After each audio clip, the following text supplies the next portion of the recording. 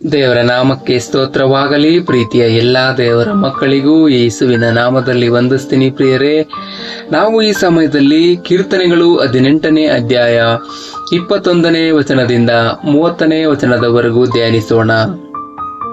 ಯೆಹೋವನ ಮಾರ್ಗವನ್ನೇ ಅನುಸರಿಸಿದೆನಲ್ಲ, ನನ್ನ ದೇವರನ್ನು ಬಿಟ್ಟು ದುಷ್ಟನಾಗಲಿಲ್ಲವಲ್ಲ. ನಾನು ಆತನ ಆಜ್ಞೆಗಳನ್ನು ಯಾವಾಗಲೂ ನನ್ನ ಎದುರಿನಲ್ಲಿ ಇಟ್ಟುಕೊಂಡೆನು. ಆತನ ವಿಧಿಗಳನ್ನು ಅಲಕ್ಷ್ಯ ಮಾಡಲೇ ಇಲ್ಲ. ನಾನು ಆತನ ದೃಷ್ಟಿಯಲ್ಲಿ ನಿರ್ದೋಷಿಯು. ಪಾಪದಲ್ಲಿ ಬೀಳದಂತೆ ಜಾಗರೂಕತೆಯಿಂದ ನಡೆದುಕೊಂಡೆನು. ಆದುದರಿಂದ ನಾನು ನೀತಿವಂತನು ನಿರಪರಾಧಿಯು ಎಂದು ನೋಡಿ ಯೆಹೋವನು ತಕ್ಕ ಪ್ರತಿಫಲವನ್ನು ಕೊಟ್ಟನು.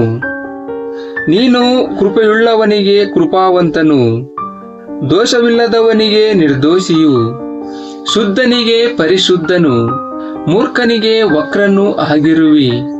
ದೀನರನ್ನು ಉದ್ಧರಿಸುವವನು, ಹಮ್ಮಿನ ಕಣ್ಣುಳ್ಳವರನ್ನು ತಗ್ಗಿಸಿ ಬಿಡುವವನು ನೀನಲ್ಲವೋ? ನೀನೇ ನನ್ನ ದೀಪವನ್ನು ಹೊತ್ತಿಸುವವನಲ್ಲವೇ? ನನ್ನ ದೇವರಾದ ಯೆಹೋವನು ನನಗೆ ಬೆಳಕನ್ನು ಕೊಟ್ಟು ಕತ್ತಲನ್ನು ಪರಿಹರಿಸುವನು. ನಿನ್ನ ಬಲದಿಂದ ದಂಡಿನ ಮೇಲೆ ಬೀಳುವೆನು. ನನ್ನ ದೇವರ ಸಹಾಯದಿಂದ ಪ್ರಾಕಾರವನ್ನು ಹಾರುವೆನು.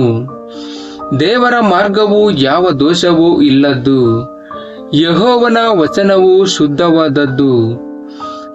ಆತನು ಆಶ್ರಿತರೆಲ್ಲರಿಗೆ ಗುರಾಣಿಯಾಗಿದ್ದಾನೆ. ಆಮೆನ್.